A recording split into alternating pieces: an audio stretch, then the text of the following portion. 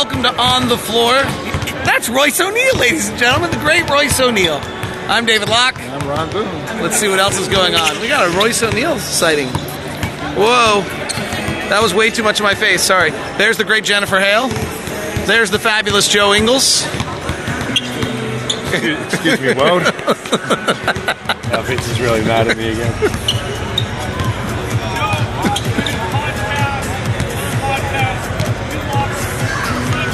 There's like 8 people following his phone.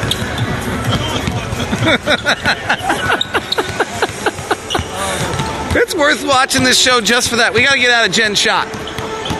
Are we out of the shot? Wait a sec. No, I'm trying. How do we get out of Jen's shot?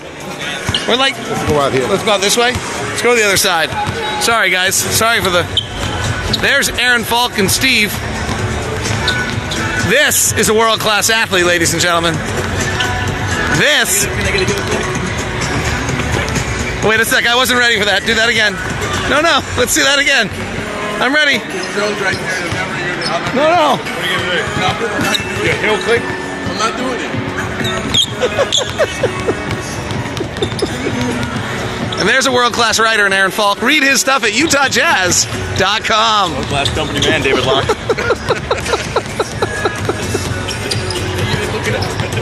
Okay, let's actually, ball taking his shot over there. He's going to take shots over here. You're saying within the first 90 seconds. I've heard I'm going to say it's going to be on the left side of the floor. And why are you going to say that about the left side of the floor? Looked at his shot chart, and he has more success on that side of the floor. They play super fast, Ron. They push the ball. How do they do it? They get the ball, whether it's a made or miss, they're going to push the ball. Whether it's on the dribble, but the best thing that they do is push the ball ahead of the defense. You know, you and I talk about that from time to time, about pushing the ball ahead of the defense. And the advantage that you have by doing that, especially when you have guys that can make plays and get to the rim, or if you're on a team that wants to shoot early three-point shots. The Grizzlies have been playing very. Hey, there's David Wesley, ladies and gentlemen. Work here? I mean, yeah, so like we do a live stream. It's rough over there in Utah. It is, yeah. They make us do everything. David, how are you? I'm good. Tell me what turned the corner for the Pels? Defense. Their defense got better, and they're playing more of a cohesive unit. And I think Brandon Ingram's getting more comfortable with his role. He wasn't really that dude. I accept that I'm that dude. All-star? No doubt. Oh, big doubt. Big doubt? Big doubt. It's probably either him or Rudy. So we got big doubt on that one. No, so I said, no doubt. I'm kidding. Big fans in Utah. I'm kidding. What's your Twitter? How can they reach you?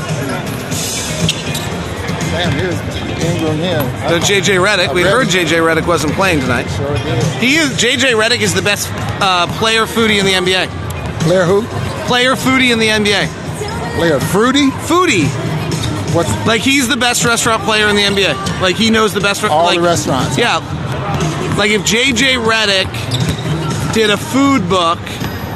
Though I don't know. Maybe are you too high end for?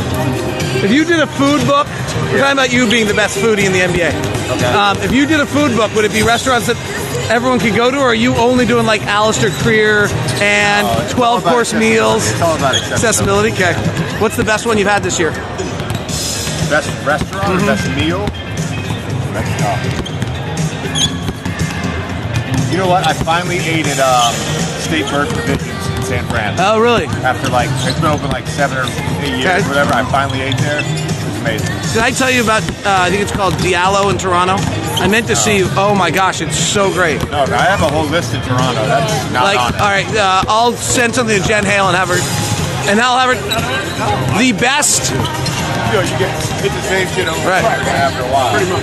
The best meal I've ever had. Brandon Ingram, All-Star, no doubt. I've already said it. Brandon Ingram is an all-star, yeah. No doubt. Now, will the politics come into play? Who knows? The place in Toronto is the best restaurant best meal I've had that I didn't fly into town just for that meal. Okay. So like French Laundry, Willows, and things like that where you fly into town for it. Hey, you playing tonight, right? Me? Yeah. No. Still Hamstring's not ready. not ready. And you're smart. Yeah. Hey, we better move because he's All right, in the middle we'll of the get. floor. Thank you, JJ. I'll send it to Jen and have her get it too. Well, we're just having quite a show. Yeah. Got some good info there too, huh? Brandon Ingram might be an all-star, but it's tight. Like the decision is a little bit of Donovan Mitchell. Donovan Mitchell is a Devin Booker, Russell Westbrook, Chris Paul, John Morant decision, and that two of them probably get in. And there's some feeling that it might be the Cat is probably out now, so it might be Rudy and or Brandon Ingram in that spot. You know, you said something that was interesting last week, I think it was, when you said that Chris Paul, the way he's playing right now, is going to knock someone out of making the All-Star game. I got the feeling that you didn't think he was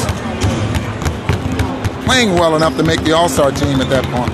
I think the decision to vote for Chris Paul will be somewhat in a tribute to this is his one last All-Star of his career. Okay. As, you know, one of the great point guards to ever play the game. So would you be in favor of 13 players? I mean, that's the kind of roster that they have during the course of the year. Right. Why not? 12 seems like a funny number to me. It doesn't totally make sense.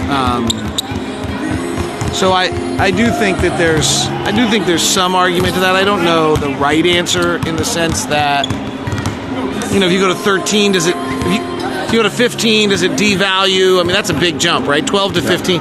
There is something to the fact that, like, Darren Williams didn't make it. Like, it means it's real that Dame Lillard didn't make it for a long time.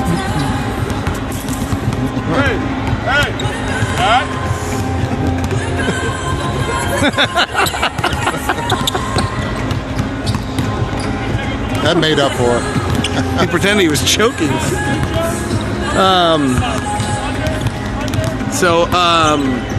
You know what I'm saying? Like, it's brutal that, like, Rudy didn't make it last year, but it makes it, it's really a big deal. Like, you're one of the top 12 in your conference. And now obviously it's been a bigger problem, the fact that the East has been so inferior compared to the West.